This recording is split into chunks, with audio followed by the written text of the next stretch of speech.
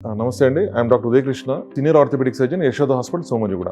మనకి ఎమ్మెల్యే పల్లా రాజేశ్వర రెడ్డి గారు 11వ తారీఖు అనుకోకుండా బాత్రూంలో జారిపడ్డారు. పడిపోవటం వల్ల ఆయనకి మేజర్ ఎస్టాబ్లం ఫ్రాక్చర్ అనేది జరిగింది.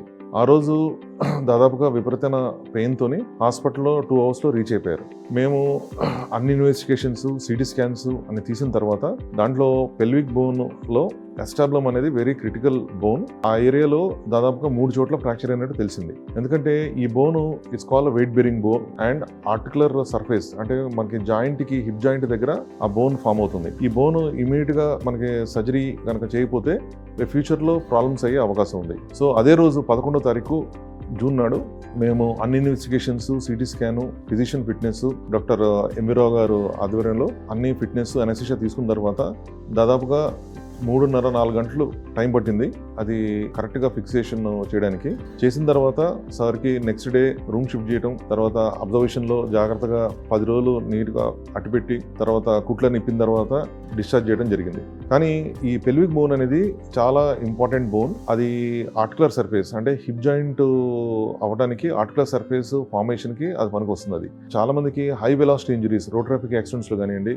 లేదా ఫాల్ ఫ్రమ్ హైట్ పై నుంచి పడినప్పుడు కానివ్వండి, ఆ పెల్విక్ బోన్ ఫ్రాక్చర్స్ అయినప్పుడు అది ఇమీడియట్గా అడ్రస్ చేయకపోతే వితిన్ 24 to 48 అవర్స్ లోపల అడ్రస్ చేయకపోతే రేపు ఫ్యూచర్లో ఆల్మోస్ట్ ఎవ్రీ టైము మనకి ప్రాబ్లమ్స్ వస్తూనే ఉంటాయి, రిపీటెడ్ సర్జరీస్ అవుతూనే ఉంటాయి. తర్వాత పేషెంట్ ఎప్పుడు సాటిస్ఫాక్షన్ గారు. మన పల్లా రాజేశ్వర రెడ్డి గారికి very complaint, very cooperative. First నుంచి కూడా ఆయన నడవాలి, చేయాలి, యాజ్ ఎల్ ఇస్ పాసిబుల్ మనం బ్యాక్ టు ద నార్మల్ మన కాన్స్టిట్యున్సీకి చేయాలి అన్న సంకల్పంతోనే ఆయన ఫస్ట్ డే నుంచి దాదాపుగా 2 months ఖచ్చితంగా ఫిజియోథెరపీ, తీసుకునే ఆహారము, తర్వాత ఫాలోఅప్స్ చేయడం వల్ల వితిన్ 2 months, అంటే మన ఆగస్ట్కి ఈ నెలకి దాదాపుగా 2.5 monthsకి ఆయన మళ్ళీ he's back to the constituency నడవగలుగుతున్నారు. దీంట్లో మోస్ట్ ఇంపార్టెంట్ థింగ్ ఏంటంటే సర్జికల్ పార్ట్ ఎంత ఇంపార్టెంటో ఫిజియోథెరపీ కూడా అంత important. I thank Yashoda hospital management giving me this opportunity, GS రావు గారు అండ్ మా ఫిజిషియన్ ఎంవిరావు గారు sir and all the team management to support us to giving the good outcome. Thank you.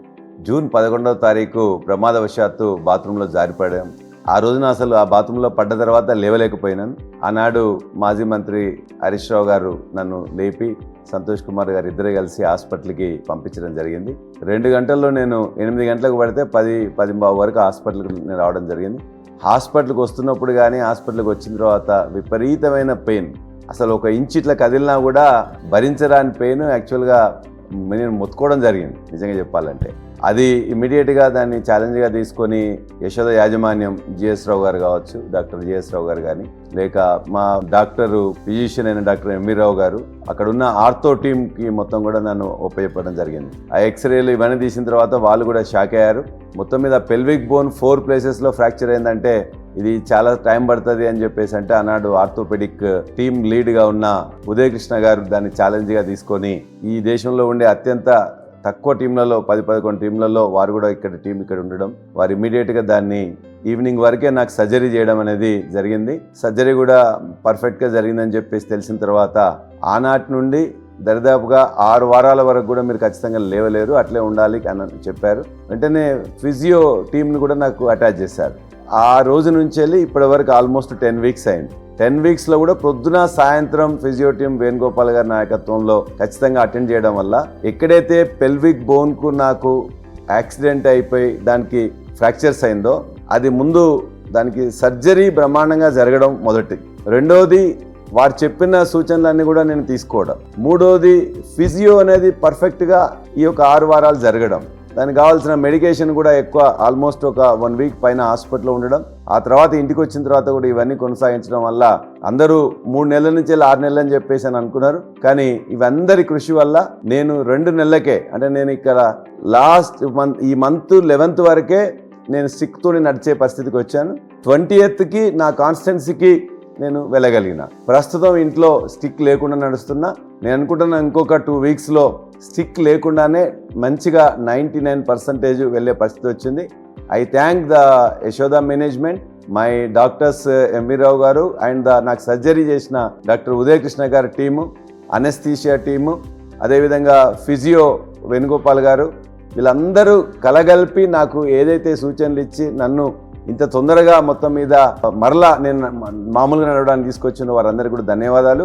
ఎక్సలెంట్గా surgery జరగడం, ఆ పోస్ట్ సర్జరీ యొక్క activity కూడా ఏ విధంగా చేయాలని చెప్పేసి చేయడం, 6 వీక్స్ తర్వాత జరిగిన ఏదైతే ఎక్స్రే ఉందో అది కూడా పర్ఫెక్ట్గా వచ్చింది. కాబట్టి ఇంకొక 1 మంత్ తర్వాత 1 మంత్ కూడా ఆ డాక్టర్ల సూచనలు నేను పాటించినట్లయితే ఖచ్చితంగా నార్మాల్సీకి 99.99కి వస్తానని నమ్మకం నాకున్నది.